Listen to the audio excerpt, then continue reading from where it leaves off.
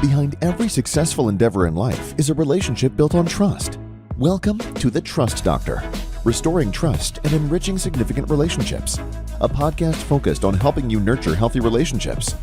Join thought leader and world-renowned expert on relationship and empowerment coaching, Dr. Patty Ann, and her special guests every week for insightful and meaningful conversations filled with great takeaways that will help you build healthier business partnerships and happier romantic relationships.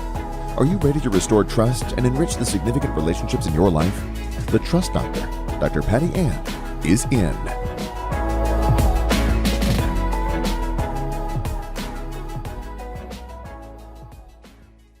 Welcome to today's podcast episode of The Trust Doctor, restoring trust and enriching significant relationships. And I was excited before I spoke to our guest, but my guest and I were just speaking, and I am even more excited. I cannot wait to get this interview started. But since I know that our guest is going to knock it out of the park, make sure you like, comment, share, and subscribe to today's podcast. So let me just tell you a little bit about our guest because he can absolutely speak for himself. I'm going to start with his personal accomplishments, which just blows my mind. He has completed 67. Yes, you heard that correctly. 67 marathons. And who knows, by now, maybe it's been 69. I don't know how old this bio is.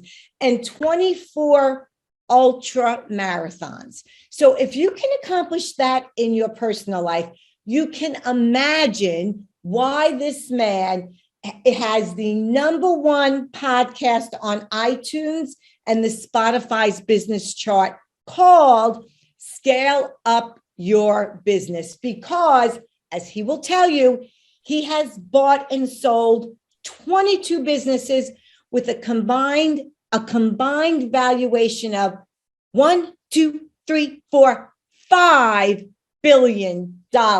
So let me welcome our guest, but first put on your seatbelts because Nick Bradley is going to take us for a ride. Welcome, Nick. I am so excited to have you. Look at that energy. Patty Ann, that's an intro. How could I not show up with that whole fire hydrant to the mouth now? I'm going to have to just pour out everything I've got, right? Whoa! And it's Friday here. Friday's my day off, so I'm ready to go. Let's do it. I'm even more excited. So you agreed to speak on the podcast today on your day off. So Nick, I could go on and on and on. We were chatting about flying, about children, about flying with children, vacation, and you have all these businesses. So just start to share with us anywhere you want to be, how you got here. You can start from now, go backwards from where you are now, how you got there. Oh God. And don't give me that much rope. So yes, we can start with running. I'll give you a little bit of the story in sequence, just so it makes a bit of sense. So I grew up in a place called Adelaide, which is in South Australia. So I've got this kind of weird accent, right? You can tell, part Brit, part Australian. I'm in the UK today.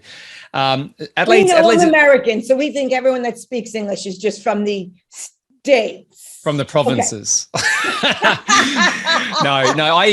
Adelaide's like a country town. It's in the middle of, it's not really sort of anywhere. You've got like the big eastern cities like Sydney and Melbourne, and then you've got Perth. Did you say it's not really sort of anywhere? Did you say that? Kind of in the middle of nowhere. Okay.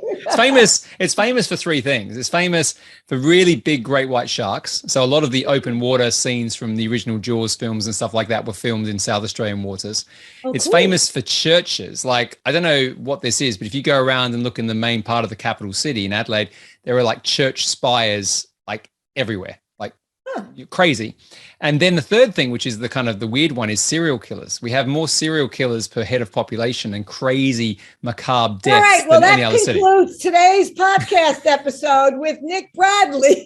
We are 20,000 miles. No, we're not 20. We're about 6,000 miles away. So we're okay.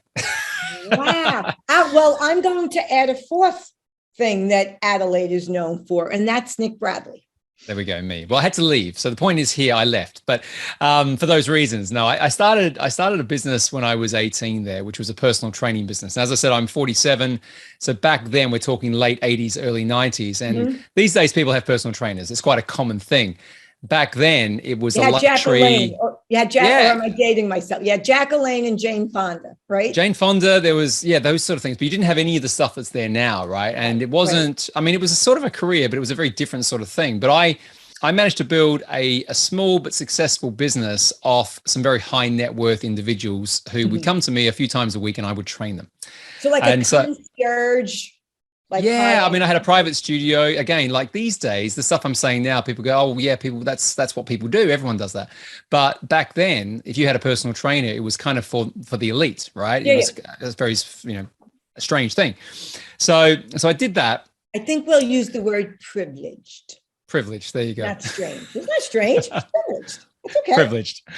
And anyway, so I had that business, and it was doing really, really well. But for whatever reason, I decided to sell it. And it was partly because of the serial killers and the sharks, but it was also because... Hang on a second. When you say for whatever reason, because you're a serial entrepreneur, I don't want to let you off the hook that easily. What was you don't know the rest of the story yet. No, but you said you weren't sure. Did you Well, really? I'll tell you what... No. So basically what happened is I sold the business. I sold the business for 3,000 Australian dollars, which is like, back then, well, probably now these days, it's a Starbucks coffee, right? Like we're not talking a lot of money. And the reason I did it was fear. So I did it because back then I wasn't a serial entrepreneur. Back then I was kind of clouded with a lot of different perspectives from my environment and my family about what I should do and shouldn't do. We're talking 17, 18 years of age. And everyone in my family that I knew of, really in my sort of close circle, were not entrepreneurs. They were get a job equals safety. So, don't do this entrepreneurial thing. If you do that, that's going to come crashing down. It's bad. It's bad. It's bad. That's what I was around. So I sold. Go for the security. Yeah. And that's all I knew. And the people who were telling me that, I trusted because that's all I knew at that time. So I sold that business. I thought, well, if I'm going to get a really, really decent job, it's not going to be in the small country town of Adelaide. I mean, that place was very much around, if you're a lawyer, a stockbroker, a doctor, professional services, it was very much that, but big business was on the East Coast. So I sold the business and I ended up in Sydney. And this is the cool piece, right? Because I had those high net worth clients in my personal training business, they had connections everywhere. And the first thing I learned, again, I'm 17, 18. I mean, time I sold it, I was 20, 21. The thing I learned though, was the power of connection and the power of relationships and proper relationships. Right. So I got to Sydney. Strategic relationships. Yeah. And this time again, but when you're 21, you don't think like this. I mean, most of my peer group are in bars and playing pool and I'm trying to carve out something. And so I ended up going to Sydney and meeting a guy called Matt Hambry, who was Rupert Murdoch's nephew. And that, got me into this crazy, amazing world of media. So I got a job working for News International and I went in as the marketing manager of Men's Health magazine in Australia. So Men's Health's a big brand. Yeah, it's cool. Which was a really nice bridge between my fitness stuff and my love of fitness and health and fitness and business, which I do now. Sure.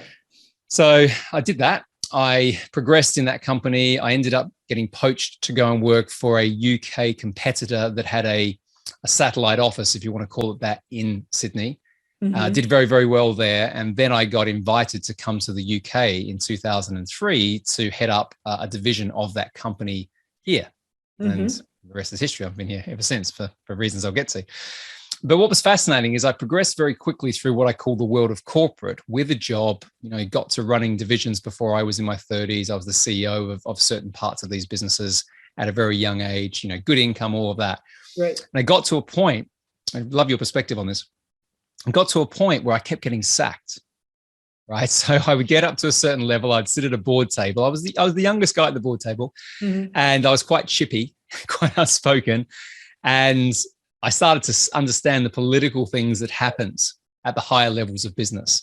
Crazy. And as soon as I became a threat and my self-awareness wasn't really there at this point, I was just saying what I thought. Yeah. I would get pushed down or pushed back. And there's a few things that happened around that. But I found a lane within the sort of corporate world in private equity. And that happened around 2008, 2009, when just around the market crash, the big crash of 2008. Right. I was quite senior within this media company, and the shareholders, the chairman, decided that we need to pull this company apart and sell it for the assets effectively.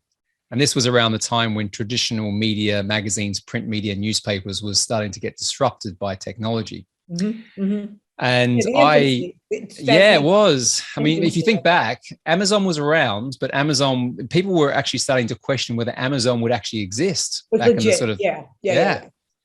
So it was a really interesting time because I saw the demise of something that had been, a key part of how we got information as a society globally. I saw that demise. And I then saw the breakup of this company. And I went from analog media to a really interesting digital media business in New York called Getty Images. Mm-hmm. And I ended up going over there for a while and living in New York. That's what we talked about. Right? Getty Images? Oh, yeah, Getty. Yeah. Getty's a case study. It's a lot of business schools around how you should grow and scale. Okay. Because it's a business that was driven around both disruption and acquisitions. So they took an analog industry, stock photography, that people used to literally send around, photography books in the mail. They bought up all of those, all of that content. They digitalized that content. Yeah. They built amazing systems around it. And then they just went off and bought anything that was music, video, photography that they could then bring in and sell through their technology platforms. That's what they did. And so the business was invested in, sold again. It was bought and sold about 4 or 5 times through the various progressions that happen in private equity. And I was involved in 30 odd acquisitions in my time there. And I started to get this buzz for, the way you scale a business is not to grow one customer at a time. The way you scale a business is more strategic than that. Mm-hmm. And that got me into the world of private equity. And I had a really great few years going into businesses that were failing, invested in by private equity for tens to hundreds of millions. I would be the guy that would go and fix them up. So not financially, not from a spreadsheet, but actually going in there and restructuring. You were more of a turnaround kind of guy. Turnaround, I always say that there isn't much difference between turnaround and scale up. The same principles of what you need to put in place, people, processes, all of those things, getting the strategy clear. Like a Martian Alvarez kind of company. Yeah. I mean, I joke a little bit and say, if you've seen Pretty Woman, I was kind of Richard Gere, sort of. Okay. Well, sort of. But, you not as good looking. Pretty good looking guy. So I'll say that for people that are listening, if you're not watching this, but I might get myself in trouble with you, but that's okay. I like trouble. All right. No, it's okay. We're good. Private equity guys don't have a reputation for being the nicest guys on the block. Okay. Yeah, that's their reputation. You're from New York. You can call it as it is. Come on. All right. Yeah, they're sort of kind of, one of my sons is in San Francisco and he's been there 10, 12 years now. And he saw the transformation of San Francisco from being a real entrepreneurial place to, he goes, now all from the East Coast where he grew up, from Wall Street, now they're all there. They're all the private equity guys. You're in a meeting, everything's going great. In walk the private equity guys, and let's get in trouble with another profession and the attorneys, and everybody turns into. There you go. And so that was my world for a number of years. And I can't imagine you doing that though, but go ahead. Well, there was a transition, right? So you called it out. You said, serial entrepreneur. Effectively, I've had that streak in me for years, and I'll explain why, but I repressed it for over 15 years in that world of corporate. So the reason I was getting sacked was because I was acting very entrepreneurially. I realize this now, right? I was acting very entrepreneurially in an environment that didn't really want that. They want you to conform. What I thought, but you already know. Is that right? Did you know that? Well, I don't know much. I know you're very clever. No, you said to me, I'm curious what you think. And I was waiting for you to finish so I could tell you, but go ahead. Oh, okay. I was going to say that they were threatened by you, but I didn't know what the threat was. Right. In the corporate world, if you don't echo, if in so many ways, the boardroom, which people don't think, and it's a little messed up, a little left up.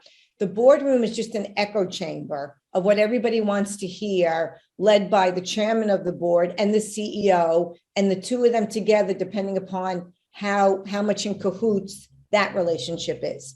Nobody really wants innovation. They just want to say yes, yes, yes, to cash out as quickly as possible and to move on to the next. So if you went in there with an entrepreneurial mindset, you did not fit the culture. That's what I think. That's what you said. You nailed it. That was it. Yeah. And again, remember at this point in time, you gave me the answer. I just made it a little well, no, but you said it really nicely. That was beautifully put together with more context. Thank you. Okay. But I didn't know this at the time. And okay. So a number of things. At the time, I didn't think I was that entrepreneurial because I was told that was bad and everything else. So for me, entrepreneurship was about as far away from who I thought I was from my identity as possible. Right. At that time. Well, who you thought you should be. Yeah. And it came down to, remember, environments. But did you hear that distinction? You might have, you always were, but you never accepted it because that's not how you saw yourself because of the message you were told growing up. Yeah, I wasn't programmed. I was programmed differently. Right. Until something happened. And this is, you said I'm nice. I'm wearing a cardigan now. I've got my no bull t-shirt on. I'm not in a suit, right? So I'm not the private equity guy anymore. Well, I am. Right. You got smart. Well, I got an awakening. So I was doing a number of deals. And to be clear, just to reiterate your point. So in that world, certainly in the time that I was in there, post the crash of 2008, into the sort of mid 2010, 2012, 2014, that sort of era, there was a lot of private equity money floating around because a lot of them had assets that they hadn't deployed, and the crash, obviously all the assets go backwards and then you invest and scale them up. Yeah. And so there was a lot of going and finding good businesses or businesses that were performing very, very well before the crash and then hoovering them up for very little amounts of money in the scheme of things, so that the entrepreneurs that had created these amazing businesses solving big problems, etc., were the ones that lost out. Because the way it works in private equity, just to unpack this, is there'll be some really nice guy, normally not me, I was the guy who came in after this, but there was a really nice guy who would build rapport with someone and, call someone up, and it was like a machine, right? Like a sales funnel. And you would contact people with businesses and say, oh, listen, you've got a fantastic business, we'd be interested in investing in that business, blah, blah, blah. And the unaware entrepreneur, business owner at that point in time would be like, oh, wow, flattered. Wow, someone think about my business. Because entrepreneurs generally, I don't want to generalize too much, but they don't think of it like that. They think about this problem they're solving. They're creative. Right. They're not thinking about value. They're really trying to add value. Yeah, but they're not thinking about the value necessarily for themselves all the time. No, add value to the world. I don't mean money value. Yeah, no, exactly. I've changed the narrative on that a lot, which I'll get into. So I was out there and I was the guy that would come in afterwards. And my job, right, was to take out as much, make the business look as poor as it possibly could so we could get the lowest valuation on it, so that we could buy it for hardly anything. And then we'd know exactly what we were going to do. Because as I said, turn around and scale up a left and right hand. Right. So we would go in there, we would agree the price and then the terms. And the terms are more important. The term sheet is what the seller is going to get and at what sort of time frame. So you're not going to get all your money up front when you sell a business. Right. Of course you're not. And so there was lots of things going on. But the short part of the long story is this. My father left our family when I was 2 years of age. Mm-hmm. And I didn't know anything about him. We had the whole sort of character assassination from my mom and everyone about how bad this guy was. Evil guy. He left you. Look at this, how bad it is. So it was my grandfather who was the male influence in my life. And he was a very hardworking man, working class guy. And then my mum, she got married a number of times. I had a lot of uncertainty, certainly around male figures in my life. We'll call them serial male figures as well, like the serial entrepreneur. They came in and out. Yeah. But it was a confusing time. And so I had all of that. That was part of the environment. But I say that because at the age of 34, when I was in this private equity world doing these deals, and I was this guy who was known for going in there and being just clinical, my dad appeared. My dad came back. So he reached out and he got in touch with me just before my first daughter was born. Now, I'd made the decision a long time before that to say, I'm not going to meet him. He's I'm loyal to my family, et cetera, et cetera, et cetera. A lot of things were going on at the time. And particularly because my daughter was about to be born and my wife had sort of helped orchestrate the connection with my dad again, I thought I'll meet him. So I did. And little did I your know. wife orchestrated the meeting without you knowing it. Yeah. Okay. Which I say now was one of the best things she ever did, but at the time it was entertaining. Entertaining, or you were pissed off? I was like, I kind of had a feeling that I should meet him, but loyalty for it's a strong value of mine because of the things that happened. So I felt very loyal to my grandparents and my parents.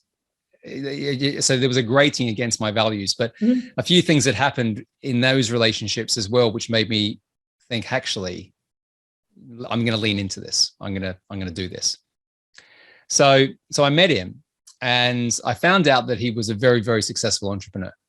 He had a business. He was a millionaire before he was 40. He had a range of jewelry shops in Australia, in Melbourne. He actually lost all of that money in a terrorist attack, if you can believe this, where there was the Turkish consulate bombing was in Melbourne Street, in Collins Street, a number of years ago, and his main shop was next to it, like just there, and the whole thing got damaged. And how do you lose all your money? I mean, he had a lifetime of money up until that point. He lost the shop, but didn't he have money? There's no insurance with a terrorist attack. Back then there wasn't. So all of the insurance money that would have been paid wasn't paid. Got it. That's why. So effectively, he couldn't claw it back. So he went off, and then he got a job working for someone again in his 40s. He ended up seeing an idea in that environment, and he went off again and started another business, and then he turned that into a 7-figure business in his 50s. Mm-hmm. Mm-hmm. So I say that because it kind of squares the circle a little bit back to what was going on. So all of a sudden I thought, because I literally thought entrepreneurial, I'm not that at all, right? Like, get away, that's not good. And then I meet my dad, and I'm thinking, well, perhaps there's something else going on here, right? Mm-hmm. Perhaps I am a bit more like him than I knew because I didn't know him. Or perhaps it's in your blood, you just didn't know it. Yeah, and that's what I sense now. So two things happened. So I was closing probably the biggest deal of my life at that point in time, a $2.3 billion deal. And he was around the place. My daughter had been born. She was about 18 months old at this point in time. And we go away on this amazing trip. In fact, I'm running a ultra marathon in Vermont. Okay, so not too far up from you. Right. And this is the first time that he comes over from Melbourne.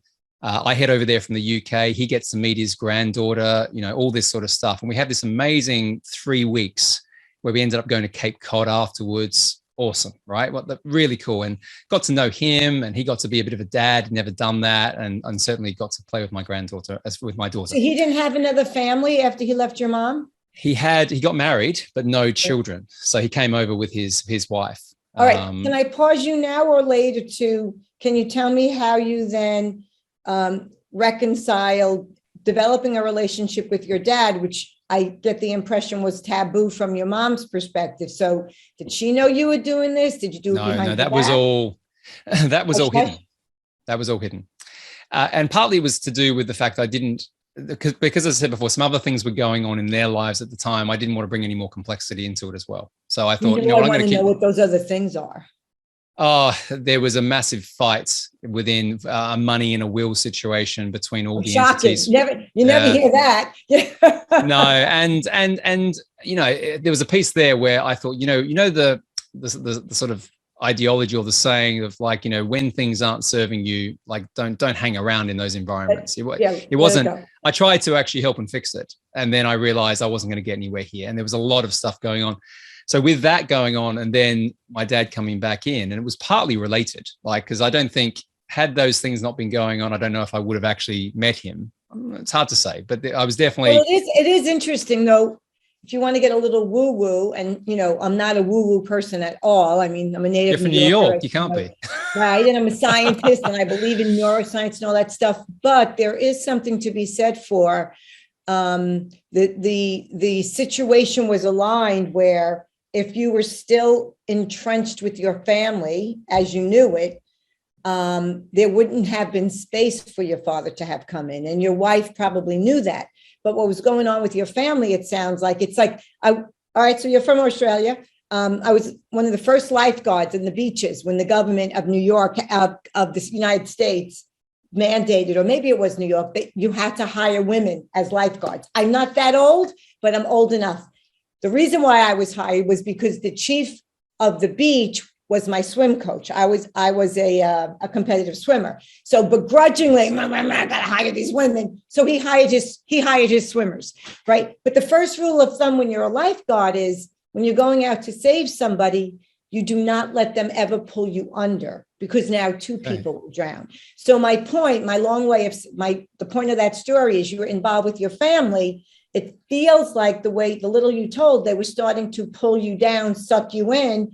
So to avoid that quicksand, you had to skedaddle, and that gave the room for your dad to walk in. Just sounds and that point, very nicely made again, was a challenging thing for me to get my head around, because back to the whole point of, loyalty and those sort of things, and wanting to do the right thing. I thought I had to be involved in that situation. It took me a little while to realize that actually it wasn't serving me at all. And it certainly wasn't going to serve how I showed up at home with my now young family, wife, etc. here.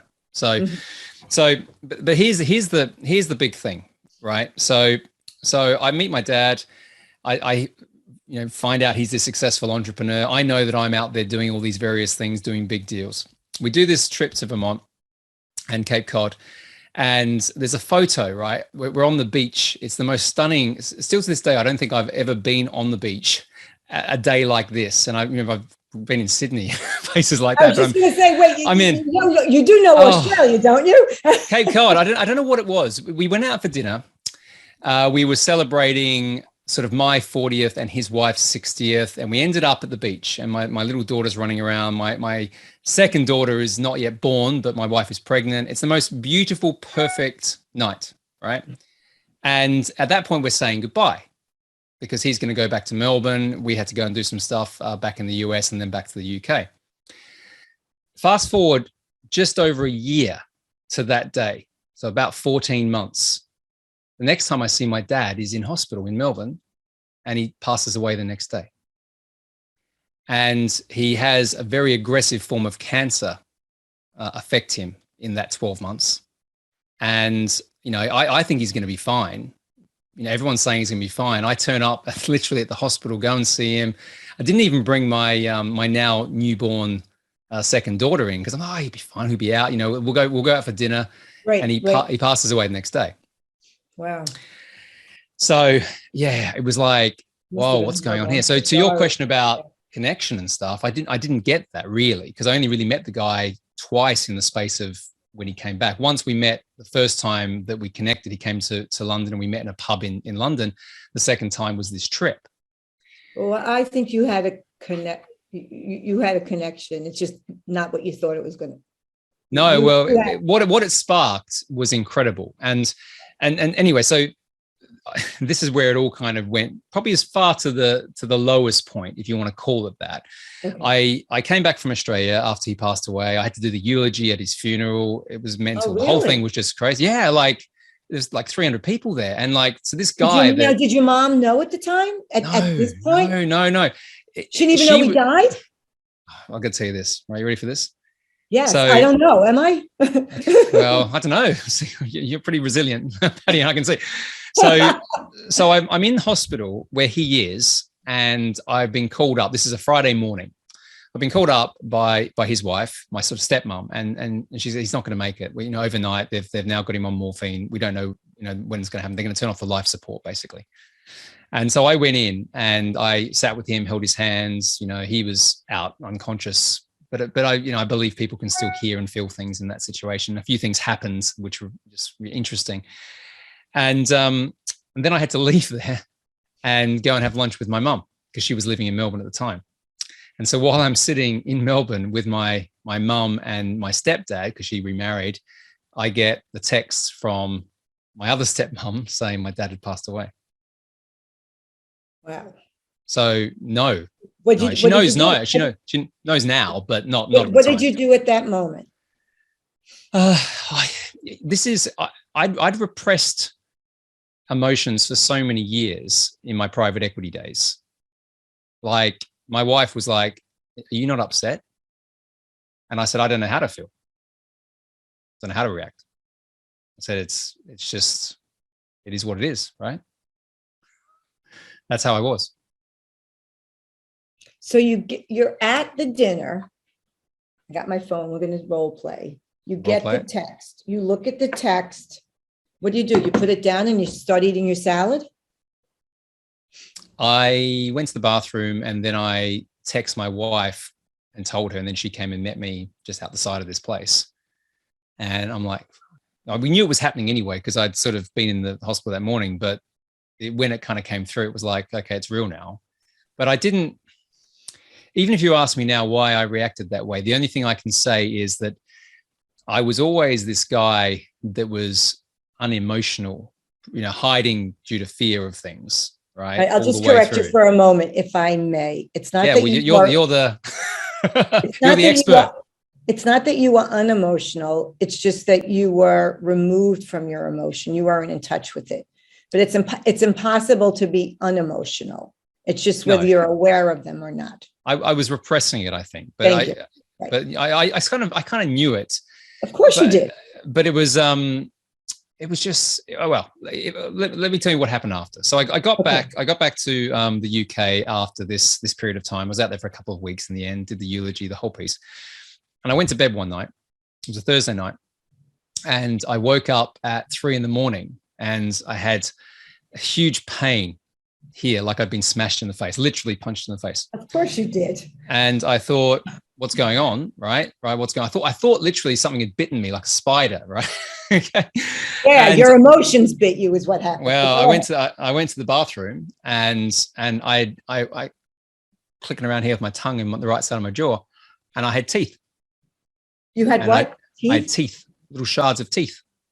And what I'd done is I'd cracked the 2 molars. Yeah. Like that. Did you grind your teeth, or did you? Not to that point. No. I mean, I was starting to feel in the situation of knowing he had cancer and doing this massive deal, this 10-figure deal, some other things that were starting to become aware to me at that point in time, which I'll share in a second. And this incident, I wasn't feeling great. I wasn't feeling good. And again, back to the repression of emotions. Of course, it's going to come out somewhere, right? It came out in my teeth, my right teeth. And I remember thinking this, though. I looked in the mirror after I'd worked out what had happened. And again, it's 3 a.m. It's painful as hell. And I remember looking there going, how did you get here? I remember this thought, how did you get here? Right.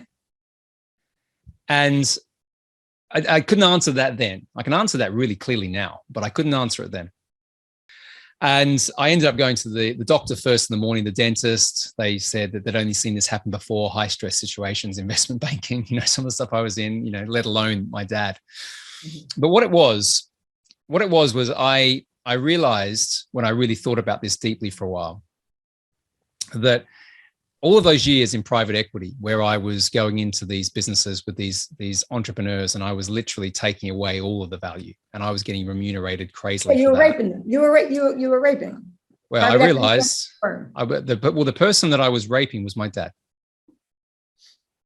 and I hadn't really appreciated that. People like my dad, I hadn't appreciated that until that point, because I was so disconnected from all that. I didn't care. Okay. And after I'd had this experience, I thought, Jesus. Plus, I don't know. Let me just say this. I don't know if it's accurate to say you didn't care. I truly think you didn't know. I think you would have cared if you knew. You were so moved from your emotions. It was just a deal. The Iceman cometh. The Iceman cometh, right? Show me the numbers. My values were different then.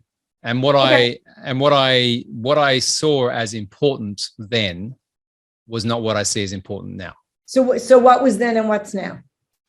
So, well, I'll tell you how it changed, and I can tell you what it is. So well, I'll give you the summary. So back then, everything was about how I looked, how much money I made, the job title I got, the status, the significance, all of it was that. Right. So, and quite, if anyone was getting ahead of me, I'd want to kill them. Mm-hmm. Mm-hmm. Right. Which is partly the environment, partly the way you are drenched in that. But I was like that before I got into private equity. Going into private equity was like coming home. It was like, oh, this is where I need to be. I'm going to get sacked in these corporate worlds, put me into private equity where, we're going to go and celebrate the raping and pillaging of an entrepreneur at the wine club, where we buy another Bugatti or something, right? Right. And as we pass the homeless families on the street because the guy lost his job and they lost the house, but that's okay. Order another bottle of wine. It was crazy times, right? Yeah. They still do that. That is what private equity does. It's changed a bit because of the way investment happens now. So there are people putting money into these private equity funds that won't accept that behavior. They're usually still not the nicest guys at the party. No, I've seen a big transition in it in the last probably 3 years than what it was before that. But going back over the, like 20 years, of course, that was the reputation. Yeah. So what I ended up doing, though, I called up a friend who was always a bit strange at university. He was the guy who didn't go out drinking with us. He just kind of read books and stuff like that. And he ended up retiring very early in his early 30s, multimillionaire. Right? You know the joke, right, Nick? What's that? What do you call the nerd when he's older? Elon Musk. Boss. I called him up and I said, listen, this has happened. And this was literally about 2 weeks after, as I call it, the teeth incident. And he said to me, I used to read all those books and stuff. I said, yeah. And he said, you know what you need to do? He said, you need to go and get yourself to one of the events I used to go to. And I said, what was that? And he goes, he said, you should go to a Tony Robbins event. That's what he said. And I was like, I'm going to go to that. I don't really want to do that at all, right? But I did. I listened to him and I went online, went to it was called Unleash the Power Within in Chicago 3 weeks later. And I cried for like 4 days in that environment by myself. No one else was there with me. And there was one thing, lots of things happened. There's one thing that I became aware of in that environment that I'd never seen before. And it was a Zig Ziglar quote. It's the quote where he says, you can have everything you want in life if you just help enough people have what they want or help them get what they need, right? And that one quote, strange how this happens, and I can't still it just hit me like boom. I suddenly had this realization that everything I'd done up until that point was about me. It was nothing about anyone else. And so what I made a decision, actually. I made a decision I was going to quit private equity that weekend. And I made a decision that I was going to focus more on how I could help people versus just myself. Just from that one quote. They were the two decisions I made. And I came back, told my wife, and she was like, okay, she understood. I said, I'm not going to do that. Was she really okay with it? Because by that point you had enough money anyway, right? Well, we had a lifestyle that was built around making a lot of money. Right. Mm-hmm. Like Porsches, $1 million houses, private schools, all that, right? Mm-hmm. Like we had 3 Porsches at one point, like that sort of stuff. So what I did do, and this was important, and I still believe this. If people ask me advice on this today, I say the same thing. I said, don't get romantic about this, right? People go, oh, you got to burn the boats and you've got to quit and all this sort of stuff. Mm-hmm. I was, to use your word earlier, I was very strategic. Mm-hmm. I said, I'm going to go and create what I want my life to be like in the future. Because one of the things you do in that event is project 20 years into the future. What do you want to be? Who do you want to be? How's that look? And I thought, well, in order to be there or to get to that, and I had absolute clarity on that after really thinking about it for the first time, I need to change things, but I'm going to do it in a strategic way. So the first thing I did actually is I came back and I said, I want to share my story because I think it would be interesting for people to hear some of it. And I also wanted to share my story because it was going to be cathartic for me. It was going to be a little bit like therapy. That was my thinking. Mm-hmm. And my wife at that time was doing blogging. And I thought, well, I'm going to do a podcast.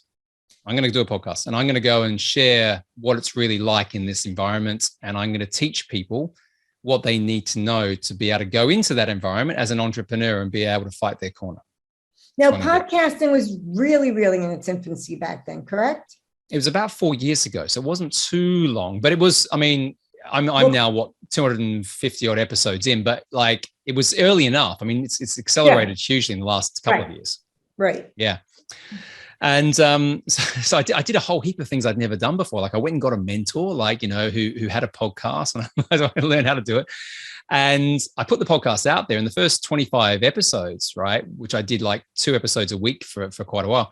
It was just me speaking into microphone. And I actually had the microphone the wrong way around first time. And anyway, but because I was quite vulnerable with it and I was just trying to offer perspectives around what I'd experienced, it got lots of traction really early. And it ended up going to #1 in the UK charts really early and stayed there for like a long time. And people were texting me going like, is that you, Nick? How come you're like #1 on the charts? And I was like, I quite like that because of my whole significant status thing, but I'm thinking it wasn't really the intention. But the private equity firms that I was working for at the time, I was working for one specifically, they knew about it. And I was still kind of going in there and doing turnarounds and whatever. I hated it. But I knew I had to do it for a period of time because of what I mentioned. I'm sure they were scouring the contract to make sure it was okay. Oh, no, well, here's the thing. So I said to my wife, I said, she knew I was going to quit. What's your wife's first name? Carrie. Carrie. Okay. Okay, I'll make it. I spoke to Carrie. I spoke to Carrie. And she knew, and she was supportive because she knew that I had a plan of what I wanted to go and do. I'd explained what I want our world to be like. And it's crazy how it's, I say that, but it still surprises me. That's why I keep saying that, how that's happening now, but come to that. And I wrote my resignation letter and I put it in my bag. And every time I'd have to go to a board meeting, because I have to go to a board meeting every month to report back, I was ready. As soon as they said, you've got to stop doing what you're doing or whatever, I had the letter. It took 7 months. They chipped away. Oh, that's this podcast. You know, how come your LinkedIn profile was saying this, right? Whatever. And then this one session, the main chairman guy of the firm called me in and said, you've got to quit. We've all had a meeting. We think you're not representing what you're doing anymore. I was now the black sheep in an environment where I was absolutely not that person beforehand. Right. And I got the letter out. So, here you go. And what had happened in that 7 months is I'd created another ecosystem where I was out there doing what I wanted to do, which was help entrepreneurs in this interesting environment. And I'd already built something up and started to build some businesses underneath that, so that when I did leave, it was managed effectively so that my family wouldn't suffer anything, any of that risk. There you go. All right. So I'll stop there. What's changed for you from that day? How many years ago was that when you handed in your resignation? It's about 4 years now. So what changed? Like you went home, you said, okay, Carrie, game over. The king is dead. Long live the king. Then what? Yeah. So I lent into the concept of being an entrepreneur.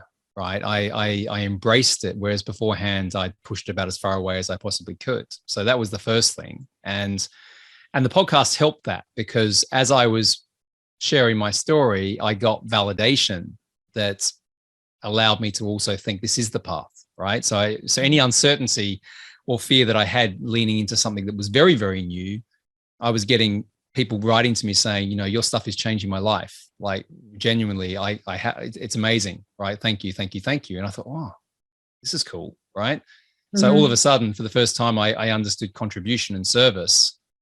And there wasn't really a direct expectation on it, other than the fact that from that, I could build income streams, I could build businesses, but I could do it much more on my own terms, right? Mm-hmm. So that was that part. And then I started to invest more in myself. I started to get myself in bigger rooms, different rooms, more creative rooms. I just started to put myself out there into different environments that were very different from the environments that A, I'd grown up in, and B, I was involved in through my corporate and private equity career. Mm-hmm. And that was also again from the podcast, because I was meeting people on the other side, like I'm meeting you today, who were like that. And I thought, wow, there's a whole new world out here that I didn't appreciate before that. So that was it. And then the other piece, I just started to get more intentional about what I was creating for myself, my family, and for others, which I'd never done before. Mm-hmm. So visualizing things, having more intention in terms of how I spend my time, that sort of thing.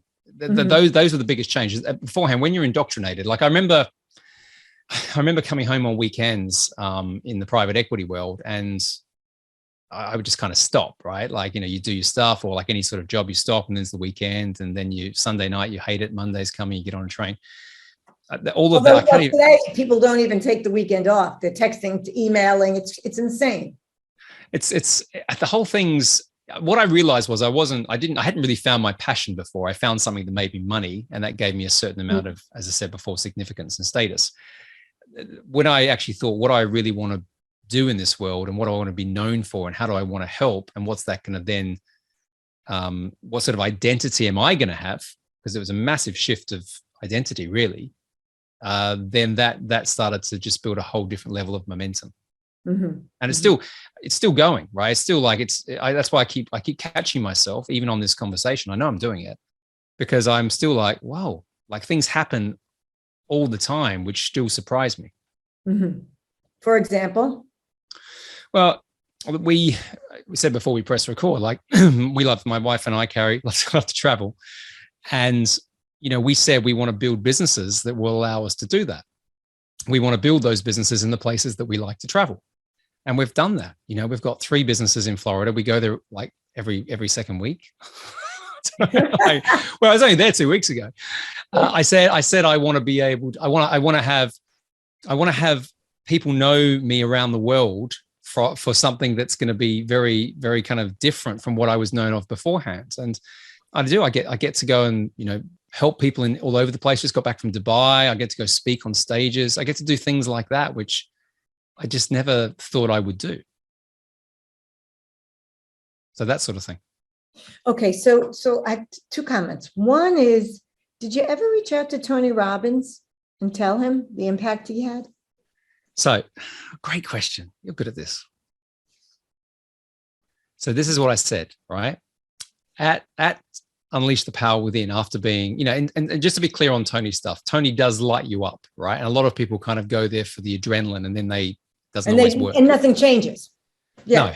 No. And for me, I see that because I've been to a lot of his stuff, and you see people who go every year to Date with Destiny. It's like, how many destinies you've got, man? Right. At what time are you going to implement this stuff? Yeah. But sometimes, and this is definitely true for me, you need a shot in the arm. You need something that's going to take you somewhere else. So I was just blown away by the stuff. So I said when I was in Chicago, I said, I'm gonna get on that stage and I'm going to speak with you, Tony. Right, that was one of my commitments, and I'm edging ever so closer to that, Patty Ann. Like, I only found out 2 weeks ago, for example, he said yes to coming on my podcast. Date to be confirmed. And that's the first time we will talk like this. You could argue we're on a stage together, but this is the first time. And so. Well, it's perfect timing because, as you know, he's coming out with his new book. That's right. Yeah. And that's what it comes down to. But I wanted to sort of build the situation so that I was getting towards that without being too direct. Does that make sense? I didn't feel like I wanted to go, oh, Tony, I wanted to build myself to a point where I felt that I deserved it or I was ready. You don't want to look. We've all been to events where, that you have this sycophant, right? Which is sort of kind of nauseating. Like, I've watched people like a Tony Robbins leave trying to go to the bathroom, and it takes them 2 hours to get, because everyone's coming up to them. And I'm like, just watching from a distance, like, can you let the guy pee? Like, he's going to the I know. I find that funny as well. Yeah. And what it came down to, it wasn't really about sharing the stage with Tony Robbins, but that was just a symbol of me saying, I want to now move more into a space where I can do that. Right. Well, I think actually the symbolism is incredible. Excuse me. I want to be in charge of my own stage. I want my own stage. That's really what it is. Yeah. And if people say to me now, because I get asked this, what do you want to do? Right. And I say this, I joke about it sometimes, Patty Ann. I go, I just want to travel around the world and speak on stages and share my message and help people. That's what I want to do. If I could do that for the rest of my life. Right. Why is that a joke? That's not a joke. No, it's real. But I get asked it so often and it's not a flippant response, but because people were like, there might be challenges. We've got 7 separate companies, right? And there's different challenges in the businesses. And so we'll be dealing with something and I'll just go, you know what? Can someone just sort this out? All I want to do is go travel around the world on stages and speak and help people with the stuff that I've amassed of 20 years of all this stuff. That's all I want to do. Can someone just sort that right. I don't know what I want to be when I grow up. Don't ask me. I'll tell you when I figure it out. It's kind of that. I know what I want to be. It's just like, I don't want the other stuff. So that's what I mean when I joke about it. All right. So where are you now? Like, how have you, because it feels like you have, but what was the process from reconciling the, how's this for a pun, the shark neck to the dolphin neck? Dolphin, there we go. I haven't been called a dolphin before. That's a first. You sort of suggested it a couple of times, and I'm not massively woo-woo either, but I do think things happen. Like, I'm starting to become more aware of things like serendipity and opportunity. One thing I've definitely learned over the last few years is that the opportunities are always there in front of us, but we cloud it, right? So it's, Dan Sullivan, the number one. I've never met Dan Sullivan, but I know of him. He's a very famous coach. So of course, right? And Dan says something like, your eyes only see and your ears only hear what your mind is open to or what you're looking for or something like that, right? That's what you're saying. That's what I'm saying. Exactly that point. And I didn't, previously to that, everything I'm doing now was always in front of me and always there. I just didn't see it. And there's another really important thing. You know, I said I cried when I was away at this first UPW thing. There was an intervention that Tony does where he does project forward, and you have to kind of really feel it. And he has a very special way of doing that. And what happened was I had this strange thing happen where I just had these words come into my head and they wouldn't go away. Like boom, boom, boom, boom. What were the words? Trust yourself. Oh my God. Trust yourself. Trust yourself. Oh, wow. So there we go, Mr. Covey. I'm reading. I just read it. There and you I go. have the book at home, Trust and Inspire. That's serendipity, right? That's what I mean. But it's funny, that sort of thing we just had there, that connection we had there happens now a lot, right? I've made so many friends through this medium. And the other thing I'll share with you is I remember when I used to travel the world in private equity, I used to go to like New York or whatever, and I'd go to the restaurant and eat dinner by myself. By yourself? Yes. Well, no one wanted to be with you. And you no one wanted to. And to be honest, I couldn't be bothered being with anyone else, right? Like, he's over there. Let's go over there. If I go to any city, we do a lot of stuff in North America, even though I'm based here, most of my stuff happens over in the US. There isn't a city I don't think I can go to where I can't at least have a dinner with someone or a coffee, or even probably stay at their house. Like I can't wait to have dinner with you. There you go. See, but you get these deep friendships. And this is what I mean. Like, I don't think I was open to that anyway beforehand, right? I don't think I was confident enough in myself to do that.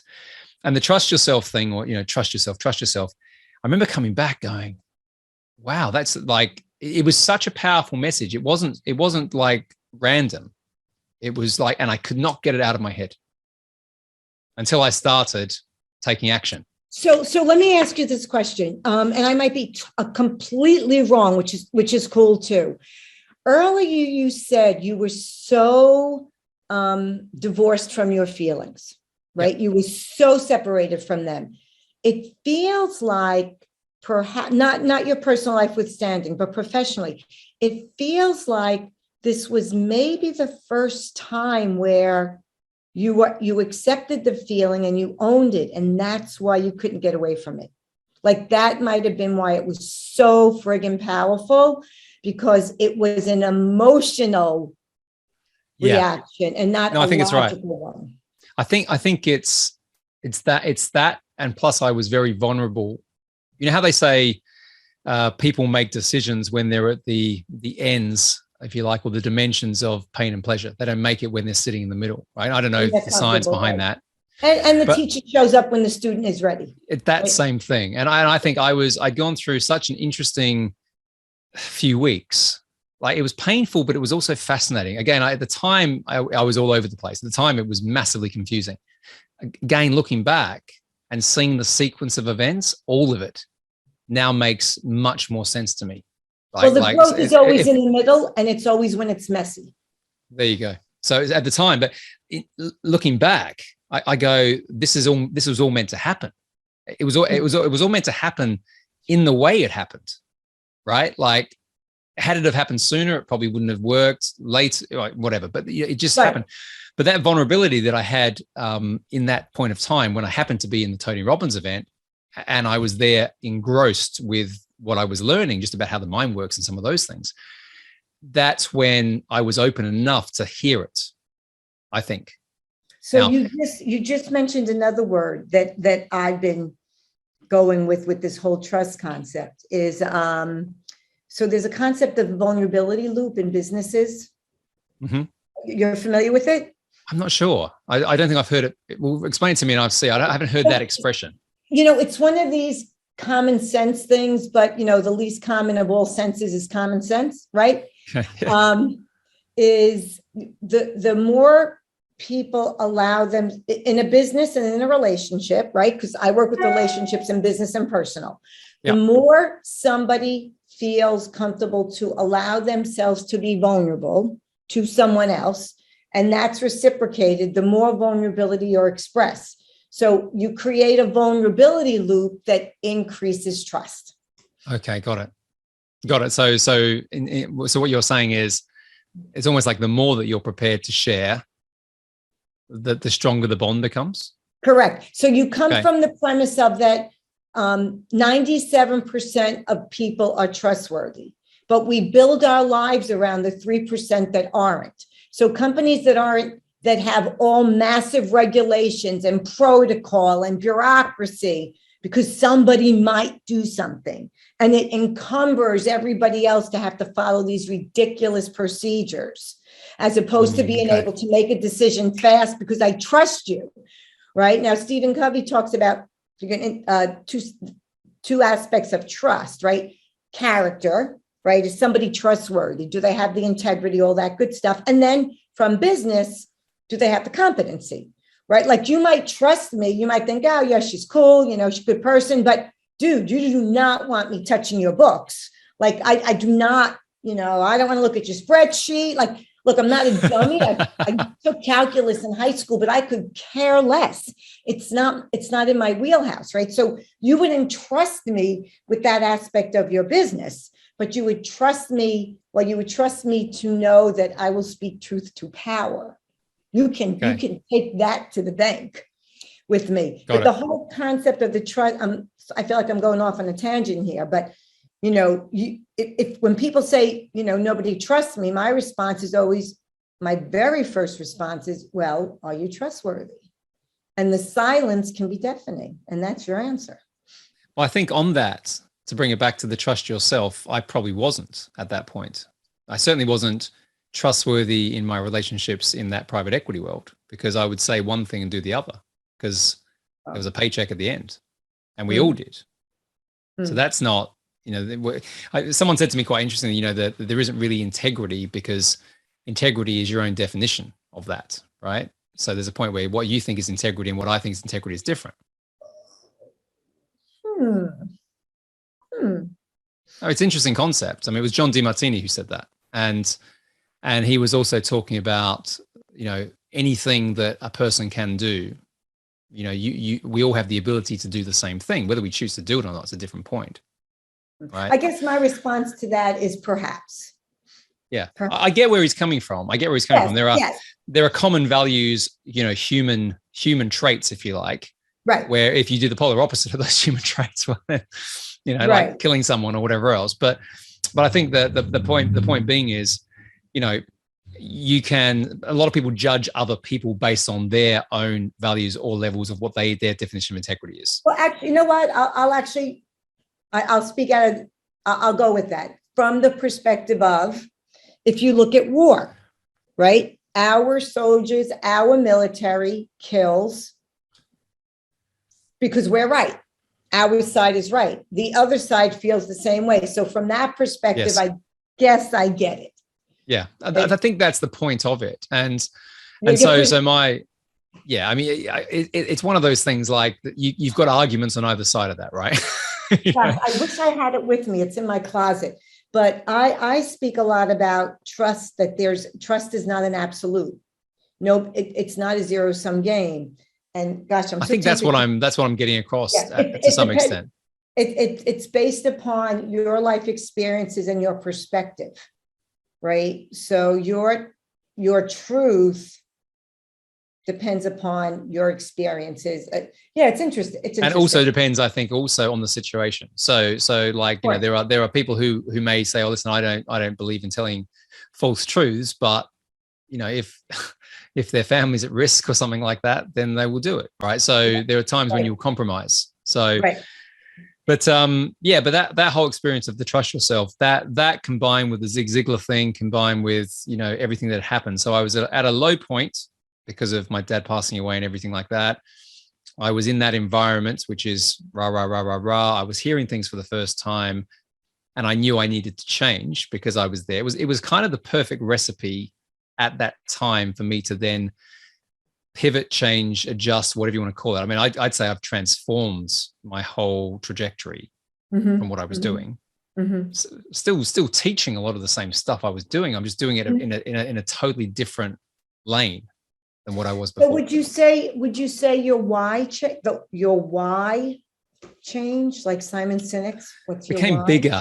It became bigger as opposed to changed. I think I still love, having good things and traveling and all that. I still having a nice life. Like, I'm not, it's not something like I sold all my stuff and then decided to become I am the ultimate capitalist. So, for sure. Let's turn off my heater here. That's what I was doing before. If you saw me reaching, I was putting my heater on. Yeah. I was just thinking it's getting hot in here. But no, I haven't changed. That hasn't changed. There is a song, there is a song there. What's that? Getting hot in here, so take off all your clothes. I like telling the story because every time I tell the story, it takes me, it connects different dots. so for me, it kind of connect them differently. Does it connect them differently? No. In the beginning, it did. In the beginning, when I first started to do the podcast and started to sort of share it, it wasn't clear. It wasn't as clear in my mind exactly how it happens. But the more that because when you express it, you think about it, obviously, and then new insights come in, and that's what's happened. And then I've remembered things that I didn't remember initially. And I think the other part of that is because it was such a dramatic sequence of events in a short space of time. And I said before, it was clouded, time and distance to some extent, makes things a bit clearer. And so therefore I'm not as emotional as I was at that point about it. So I can be a little bit more objective. And then I'm seeing things, as I said, that I didn't see. So, what's so interesting is when we experience a trauma like a death that was sudden, somebody can be 110, we know they're dying. There's an element of denial prior to that, it feels sudden. But what that does is it disrupts us at our core, and it takes us off our game. And when we are thrown off our game, even if it's ever so slightly of a tilt, then it opens up opportunities and possibilities. And it sounds like that's what you're talking about. Does that resonate? Yeah. One thing I did, it does. One thing this is a bit of a weird one because I remember it now, as in like the last few years versus at the point. I always had this gut instinct that what I was doing wasn't right. Not right in the holistic sense of it, but not right for me. For you. Yeah. So I had that feeling, and I always had this feeling that I was going to do something else. So how much did Casey, do you believe, influence your ability to be true to who you are? Who? Your wife. Oh, Carrie. Yeah. Sorry about that. That was smooth on my part. She's very, no, that's okay. No, she's very insightful generally. And she's a woman, right? Yeah. Well, I don't play the gender card. Sorry, I just put it out there. Yeah. There's lots of things because we met when 2007 we met. So lots of things happened after that. But I think also when I met her, particularly the biggest thing was having Arabella, our first daughter. Your daughter. That was probably the big shift. Because I didn't have a father around.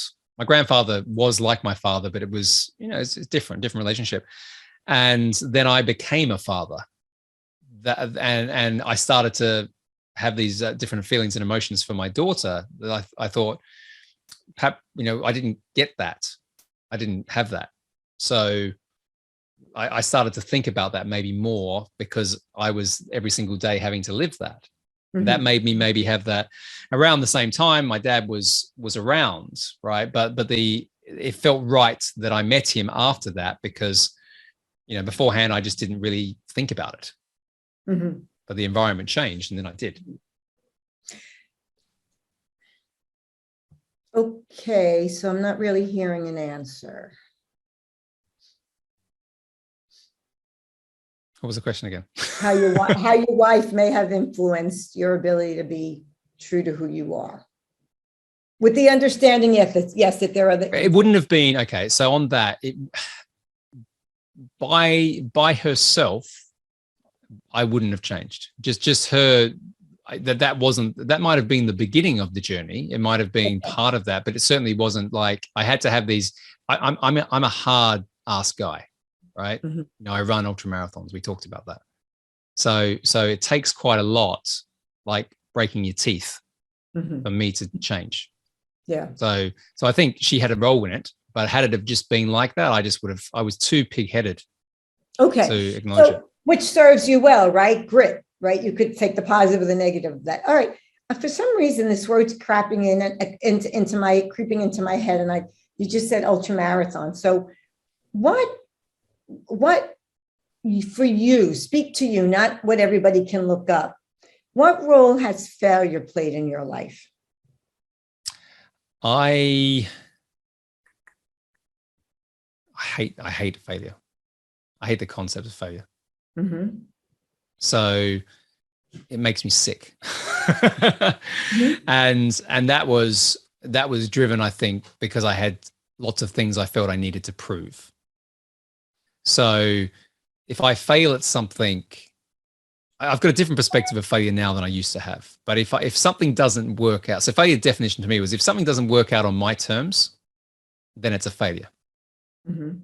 That would have been my old definition of it. So like if I say I'm going to get that job promotion, I don't get it, that's a failure. Therefore, I need to react to that failure. And that would mean normally making sure that it was going to happen at some point. So you look at failure as if failure occurs, you won't accept it, and then you'll just do what you need to do to not repeat that failure in that specific situation. Yeah. But is that always possible? As I said, my definition of it and my appreciation for it is different now. So what is at it the now? time? Well, it's that you only really fail in anything if you give up on it, right? Is my understanding of it now, right? So I don't really fail at anything. I have challenging times, but I have written on my 10-year-old gave me this. You can't see it, but this bracelet here says never give up. Oh, right? Great. Right. And she chose it about 3 years ago when she was 7, when we were in Greece, and it was my birthday. And she went into this jewelry shop with Carrie and to choose something for me. And she said, "Oh, that's Daddy. That's Daddy." Oh, it is you. Yeah. And so I don't give up on things, but I also realize now that the journey that you're on is actually more important than just the end game. Whereas beforehand, for me, it was the result at all costs. Mm-hmm. So therefore, failure of an outcome at that point was more default or definitive is probably a better word than what I think about it now. Well, I definitely hear the parental influence in that. It's the journey, right? If you fall short, if your kid falls short, did you try your hardest? Did you do your best? Did you give it your all? I can hear that parental piece in there. Yeah. And it's also, as I've lent more into that entrepreneurial thing, I've realized, because it's been a challenging transition to some extent, because I had to learn so many new things, right? And I've had to unprogram so many new things. And to this day, not everything, particularly in our businesses, works out, because we're trying new stuff and we're trying to be agile and all that. And there are days where I'll still lean back into who I was, prior to that. It's not like today, as I speak to you, I'm this new guy, and I'm still that ass sometimes. Like, something will come like, what the hell is that? Why has that not happened? And what are you doing today? Because get it done. You're not stopping until you get it done today, because that's not acceptable. Mm-hmm. Right. Mm-hmm. So I still lean into that, and I'm aware of it. I'm not aware of it. But I kind of think that if anything, what I've gone through is just evolved who I am. I don't think I'm a fundamentally different person. I'm just more congruent, and I have a broader acceptance and appreciation of things that I was closing down before. Yeah, I think the word congruent is key. I think that's the magic word for you. You spoke so many things that you said earlier. You're familiar with the concept of the vivid vision, right? Cameron Herold talks about it for your businesses. Yes, I know Cameron. I know I've met Cameron once. Do you So know Cameron? I know. I met him once through some connections I have. I don't say I know him well, but I have seen his work, and he talks about. Very good friend of mine. Oh, cool. Good. I adore him. And then he has it for his business. And then there's a woman, Jennifer Hootie, who does conscious copy. She does copywriting, but she also has taken with Cameron the vivid vision to the next level. And I'm actually going to be in San Diego next week with her doing a retreat on it, the whole concept. And I'm thinking it might be something that you would be interested in the future, in terms of, if you'd like me to connect you with any of those people, just let me know. It just feels, feels like you. All right, I'm just curious about this. There was something you said earlier, and honestly, I can't even remember what it was. Oh, the serial entrepreneur, and I know talking about Disney and your different businesses, which I do want to ask you about a little bit, but are you in the space of the NFTs or any crypto, any of that? What's your I'm not. take on that? Yeah, so I get asked a lot because it's funny. Well, people see me as this sort of mergers, acquisitions, high level, sort of big thinking business guy, investment banking, all that. Because the word of private equity, as you said beforehand, has that connotation. Yeah. And I can hold my own in that, but it's not who I am now. So what I say when people ask me that question is, I just play my lane. Right. I play my lane. I know how to buy businesses. I know how to create value in businesses, and I know how to sell them for life-changing money. I know how to do that. Right. I've honed that. I've bought a little bit of crypto, from an investment standpoint. And I'm not, to answer your question specifically, I'm not open-minded to the way the world's changing. If I see what my daughters are doing, they're buying Roblox or Robux, or whatever they're called on this game, and they're buying, Roblox, altered reality things, right? They're the future. That's right. That's what you look at. So but what I'm also not is, I'm not one of these guys that's the kind of get rich quick at all costs. I'm going to go buy a stupid ape and then it's worth, $50 million, right? I'm not that guy. And I think the reason, that's why I'm so direct on the answer, is I think there's a lot of people out there who are looking for these shortcuts. Yeah. And I just think you've got to put in the reps. And so if someone is, going to make a fortune out of NFTs and that is the future, that's great. But don't be the bandwagon person. No, I understand. I understand what you're saying.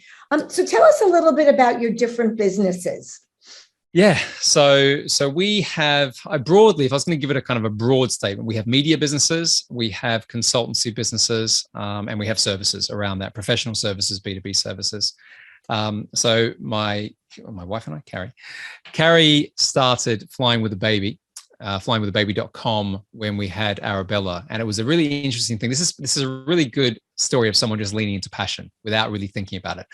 So she was a flight attendant for 20 odd years. And then we had our daughter. She couldn't do that anymore. So she thought, how can I bring together my passion for travel and specifically flying? And where is there a problem here that I can help solve? And that problem is, by the way, I think I want to interview her too, because I feel like I talk to flight attendants all the time. I love their stories.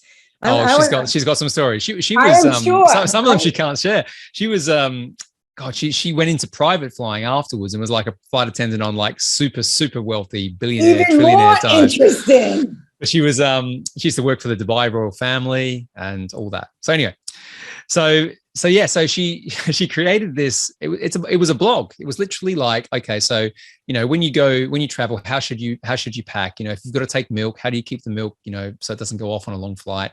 Like really practical stuff. Where do you sit on the plane? All these sort of things. And then just kept doing it.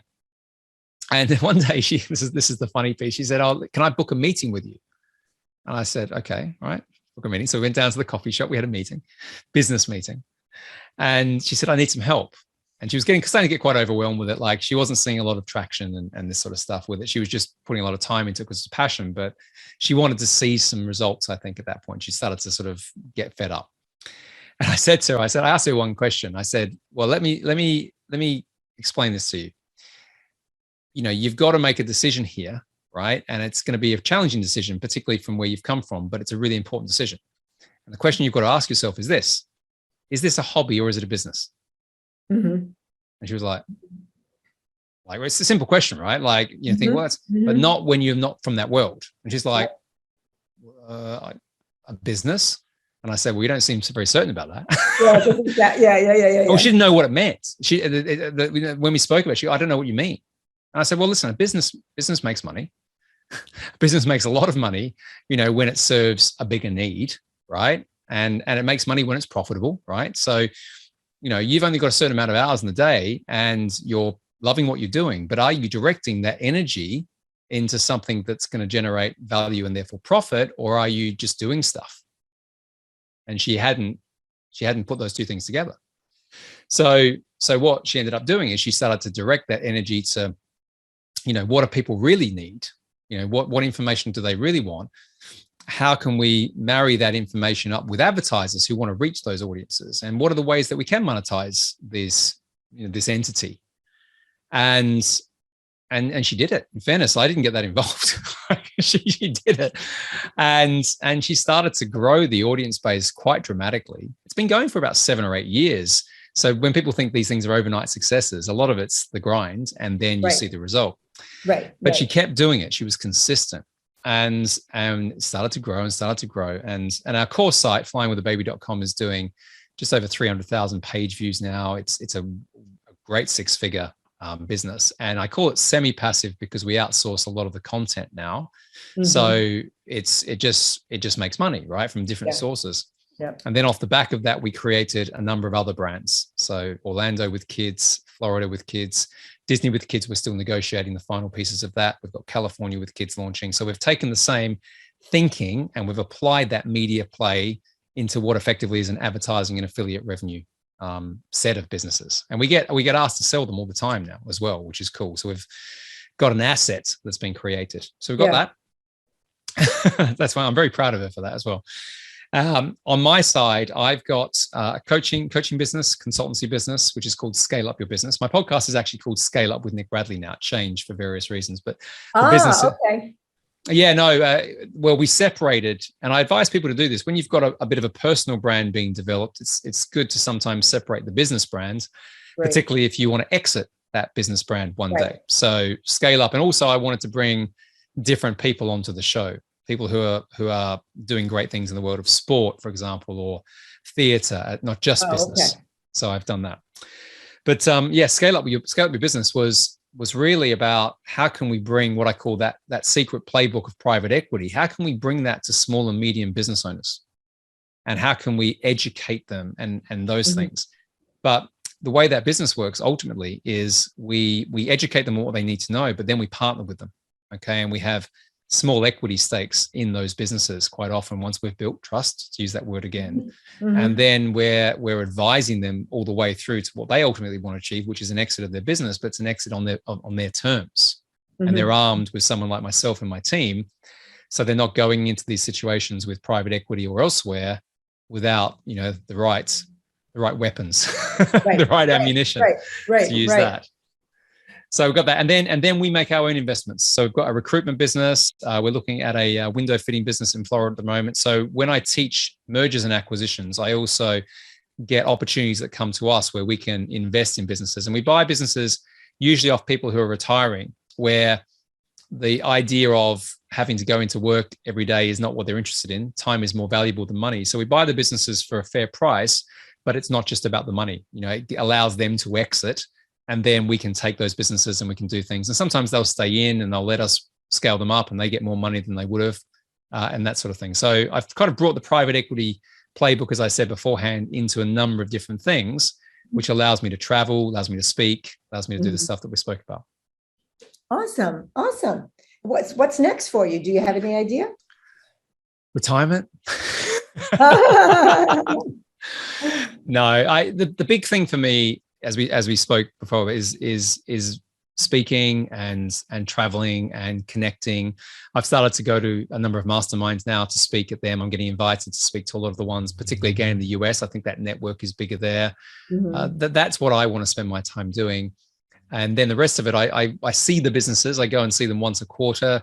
I have operational general managers in place to run them, so I don't have to get too involved. And then I'm just focusing again on the podcast and putting as much stuff out there as I can, because I get so much from that personally as well.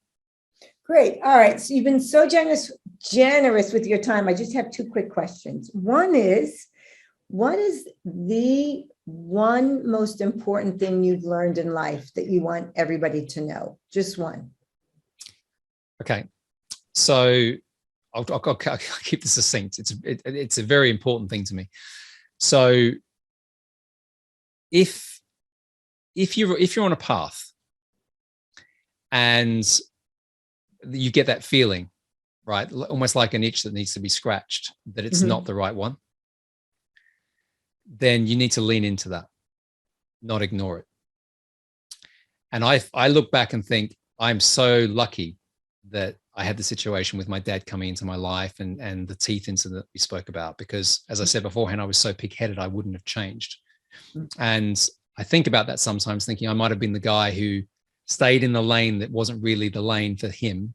Right. Until I was of an age where maybe it was too late to make a change, or maybe I never made that change. Or all your teeth fell out. Yeah. And so the message I think to people here is, and this is the lesson for me, is, follow the thing that's going to give you the most fulfillment. Right? Even if it feels risky at the time, lean into it. Do it strategically like I did if you need to, but don't ignore it. That to me is the most important thing. Okay. And then what is the last book that you've reread? Ooh, that's good. There's a book I'm rereading now.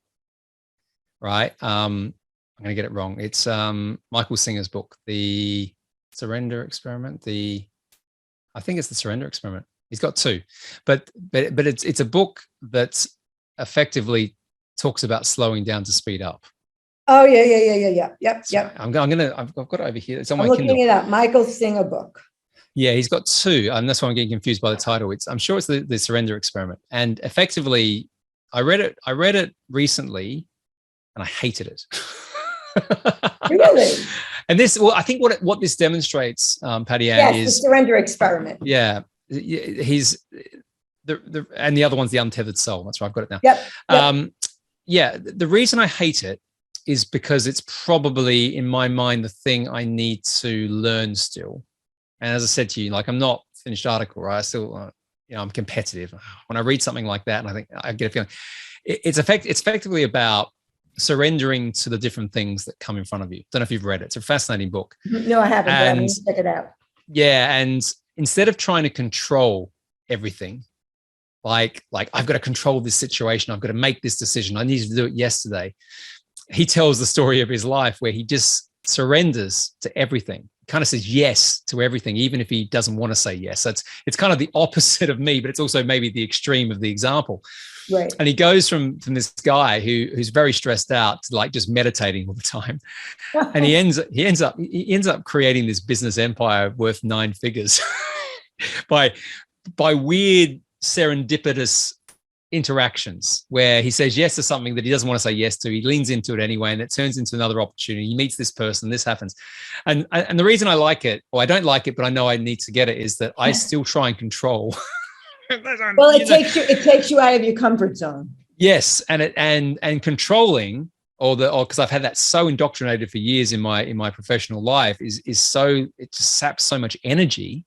It's exhausting. Yeah. Yeah. And I still get exhausted with all the stuff I'm doing, like even like talking to businesses and all this, and I'm speaking, like I need to get better at slowing down and still trusting that everything will be awesome. And then the other part of that is have a little bit more fun. So yeah, so it's a good book. I recommend it to people, particularly if they've come from my background or similar. I suspect being a father will help you with both of those issues, because you can only control so much with your kids, and they are absolutely so much fun. There you go. I suspect that will happen. All right. So how can people learn more about you? So, yeah, I mean, if you want to go back and listen to the heady days of the podcast, that's always fun. So it's called now Scale Up with Nick. Scale Up with Nick Bradley. Yeah, it is. And we're coming up to 250 episodes, and the early ones are interesting when I talk about fear and that. So, but I get some great guests coming on, and it's been an amazing experience. So you can definitely download that from all the various places, iTunes, Spotify. And then I just say, if people want to reach out to me, you can reach me on Instagram or LinkedIn. It's the real Nick Bradley, which sounds somewhat glorious, but people copy your profiles these days. Right, so you don't have a blue check after your name. I haven't done that yet. I haven't done that. I like social media and all that sort of stuff for what it's useful for, but I'm also not this guy who needs to have like 1 million followers, right? It's not me. But you know what? LinkedIn's great. If people listen to this and they go, you know what, I liked your story, blah, blah, blah, then that's always nice. I always like getting messages of that. Great. Well, thank you so much. You shared so much wisdom. You've been so transparent. This has been great. I really, really appreciate it. So thank you. And that concludes today's podcast episode of The Trust Doctor, Restoring Trust and Enriching Significant Relationships. And as I promised, Nick Bradley took you for a ride. So make sure you like, comment, share, and subscribe to this podcast. Until next time. Thank you. Once again, we've concluded another great episode of The Trust Doctor with Dr. Patty Ann. Tune in next week for more insights and advice on how you can create, nurture, and sustain healthy relationships. To find out more about the podcast, visit drpattyann.com/podcast. Don't forget to subscribe, rate, review, and share. Until next time.